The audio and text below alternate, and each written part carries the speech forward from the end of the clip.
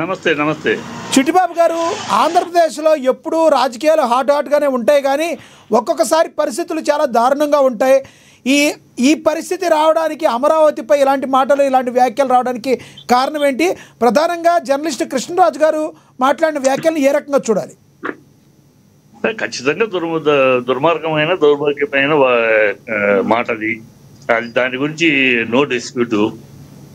ఎందుకంటే ఎక్కడో రిపోర్ట్ లో ఏదో విచారం అనేవి ఎక్కువ ఉన్నాయి, 3వ స్థానం ఆంధ్ర అని దేంట్లోనో ఉంది. అది అక్కడేమో అమరావతి అని చెప్పాల, ఆంధ్రప్రదేశ్ లో ఇది ఎక్కువ ఉంది అని చెప్పారంటే అది ఎక్కడ ఏంటి అనే వివరాలు ఏమి నేనైతే చదవాలా. 3rd ప్లేస్ లో ఆంధ్ర ఉందనేది మాత్రం నేను చదివాను అవుతాను. అది అమరావతిగా ఆంధ్రాలో ఉందంటే లిక్కర్ లో టాప్ లో ఉందని వస్తాయని రిపోర్ట్లు వస్తూ ఉంటాయి, వాళ్ళు చేస్తూ ఉంటారు. అది దాన్ని పట్టుకుని అమరావతి అన్నారు, చాలా తప్పు మాట. ఆయన దాని గురించి డిస్ప్యూట్ లేదు, దాన్ని ఎవరు సమర్థించరు. ఎందుకన్నాడు? ఆయన సీనియర్ జర్నలిస్ట్ అయ్యి ఉంటే ఆయన అలాంటి వ్యాఖ్య ఎందుకు చేశాడు? వివరాలు చెప్పడం చేతకాక ఏదో చెప్పేసాడా?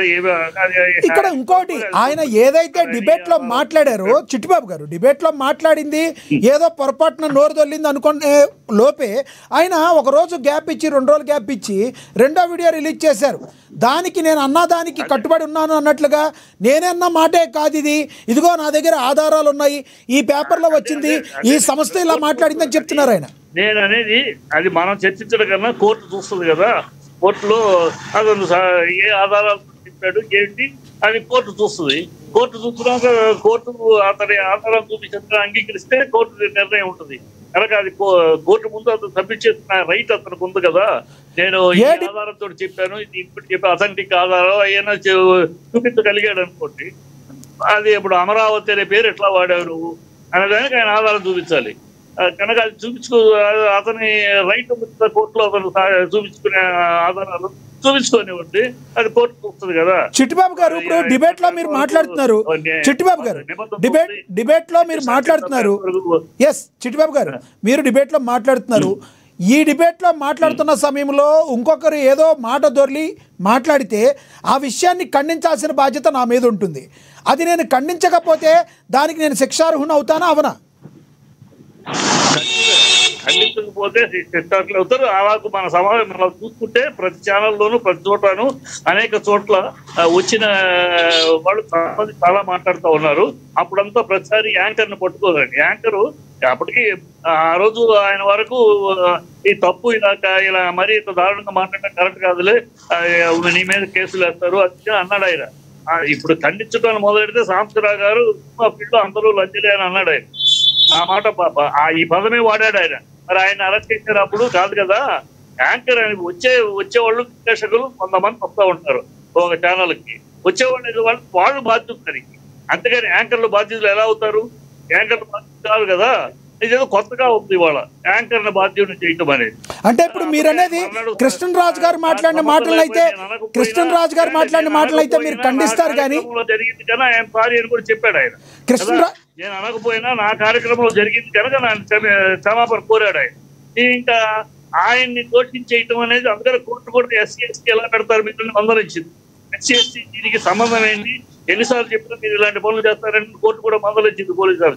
ఇక్కడ ఒకటి కృష్ణరాజు గారు మాట్లాడిన మాటలు మీరు ఖండించారు. ఒక యాంకర్గా ఉన్నప్పుడు అంటే ఖండించడం అనేది కూడా, ఆపటం అనేది కూడా సహేతుకంగా ఉండాలి, కానీ సన్నాయి నొక్కులు నొక్కినట్టుగా ఉండకూడదు కదా అని మాట్లాడుతున్నారు రాజకీయ విశ్లేషకులు. మాట్లాడేవాళ్ళు మాట్లాడతారండి పాలిటిక్స్ లో. నేను అదే అంటున్నా, ఆ లెక్క అయితే బోషడీకే అని మాట్లాడినప్పుడు ఆ యాంకర్ని అరెస్ట్ చేశారా? ఆ యాంకర్ బోషడీకే తెలుసు, బోషడీకే మాట్లాడిన వ్యక్తిని అరెస్ట్ చేశారు, అంతేగాని యాంకర్ అరెస్ట్ చేయలేదు కదా. సాంబశివరావు సినిమా వాళ్ళు అమ్మాయిలందరూ చేయట్లేదా అని అన్నప్పుడు మరి అతను అరెస్ట్ చేశాక కేసు ఎవరి మీద పెట్టారు? కాదు కదా, ఆయన మీద పెట్టలేదు కదా యాంకర్ గా. ఆయన ఇవన్నీ చూస్తూ ఉంటే, లెక్కలు చూస్తూ ఉంటే. చిట్టిబాబు గారు వేణుగోపాల్ గారు మిమ్మల్ని ఏదో అడుగుతున్నారు. చిట్టిబాబు గారు వేణుగోపాల్ గారు మిమ్మల్ని ఏదో అడుగుతున్నారు. వేణుగోపాల్ గారు అడగండి, మీ వాయిస్ మ్యూట్లో ఉంది చూడండి వేణుగోపాల్ గారు. ఎస్ వేణుగోపాల్ గారు మ్యూట్లో ఉంది మీ వాయిస్.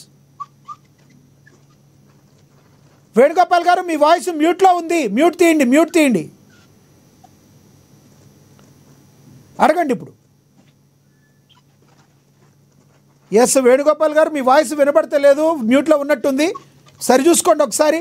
ఎస్ మీరు మాట్లాడండి. చిట్టిబాబు గారు మీరు మాట్లాడచ్చు. ప్లీజ్ కంటిన్యూ చిట్టిబాబు గారు. చిట్టిబాబు గారు వాయిస్ ప్రాబ్లం వచ్చినట్టుంది, అక్కడ ఏదో ఆయన డిస్టర్బెన్స్ వచ్చినట్టుంది. ఎస్ రేగడి లక్ష్మణరావు గారు ఏంటి అడుగుతున్నారు మీరు? లక్ష్మణరావు గారు ఏదో అడుగుతున్నారు. నాగారు. ఎస్ బాలకోటి గారు కంటిన్యూ. బాలకోటి గారు కంటిన్యూ. నాగారు, మీరు ఎన్ని వీడియోలు చూపించినా, మీరు ఎన్ని మాటలు చూపించినా, సజ్జల గారు ఏం చెప్పినా, లేదా కృష్ణరాజు ఏం చెప్పినా, నష్టం కృష్ణరాజుకు కాదు, కేఎస్ఆర్ గారికి కాదు. ఈ మాటలో మద్దతు పలికిన రాజకీయ పార్టీకి, రాజకీయ ప్రతినిధులకి, వాళ్ళిద్దరికి పైన కింద మొత్తం ఊడిపోయినాయి, ఏమీ లేవు. వాళ్ళు వ్యక్తులు మాత్రమే. కానీ రాష్ట్రంలో బాధ్యత పడాల్సింది ఒక రాజకీయ పార్టీ, మాజీ ముఖ్యమంత్రి, ఆ ముఖ్యమంత్రి తరపున పనిచేసే ప్రతినిధులు. ఇప్పుడు చదువుకున్నోడు ఒక చోటకాట రాసుకుంటే, చదువు లేనివాడు ఒక చోటకాట రాసుకుంటే, చదువుకున్నోడు 4 చోట్ల రాసుకున్నట్ట. ఎవడో చదువుకున్నాడు బజారు మీద పోతుంటే కాలికి పేడంటింది, ఏంటి పేడ అని చెప్పేసరి వాడు దాన్ని చేతితో తీసుకొని ముక్కు మీద పెట్టుకుండవు, అంటే వాసన చూసుకుండవు. తర్వాత నాలుగు మీద పెట్టుకొని రుచి చూసిందంట. అదే చదువు లేనోడు పేడ దొక్కే సెట్టని పేడని ఇస్తే అవసరం చేస్తాడు. ఈ రోజున బాధ్యత కలిగిన ఒక రాజకీయ పార్టీ కాబట్టి, దాని ఛానల్ కాబట్టి, దాని మాజీ ప్రెస్ అకాడమీ చైర్మన్ కాబట్టి మాట్లాడగలుగుతున్నాం. ఈ రోజున ఇప్పుడు వేణుగోపాల్ గారు ఉన్నారు, అమరావతి ఉద్యమం అప్పుడు ఆయన నేను మాట్లాడుకున్న వాళ్ళమే. ఆయన వైసీపీ పార్టీ నుంచి కూడా ఏనాడు అబాధ్యతగా మాట్లాడలా, వ్యాఖ్యానాలు చేయలా, దోషంగా చేయలా. ఆ పార్టీ చెప్పిన విధానం ఏమైనా ఉంటే అది చెప్పేవాడు. ఎందుకంటే ఇది నష్టం కలుగు చేస్తుంది. దీన్ని మళ్ళీ మళ్ళీ పొడిగిస్తే వైసీపీ వాళ్ళకే, తిరిగి వాళ్ళకే కష్టం అవుతుంది. ఇందాక చిట్టిబాబు గారు స్పష్టంగా ఖండించాడు, అంతే. అది అనకూడదు, ఎవడు అనకూడదు, అది తప్పు, ముమ్మాటికి తప్పు. అలాంటి మాటలకు మద్దతు పలికే వాళ్ళందరినీ కూడా తప్పు అనాలి. జగన్మోహన్ రెడ్డి గారు ఒక్క ట్వీట్ చేసిన ఈ మాటలు మేము ఖండిస్తున్నాం అని అంటే ఈ రాద్ధాంతం కొనసాగింపు కాదు.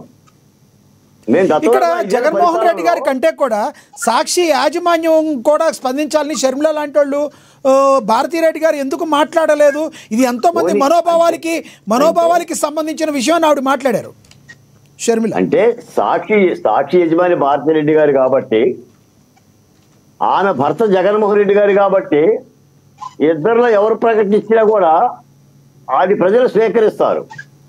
దీనికి ఒక ఫుల్ స్టాప్ అవుతుంది. పోనీ భారతిరెడ్డి గారు చైర్మన్ హోదాలో మాట్లాడినా పర్వాలా. ఇప్పుడు అదేదో సాదాసీదా ఛానల్ కాదు, ఒక రాజకీయ పార్టీ ఛానల్. దాని చైర్మన్ కూడా గతంలో జగన్మోహన్ రెడ్డి గారు చేశారు, తర్వాత భారతిరెడ్డి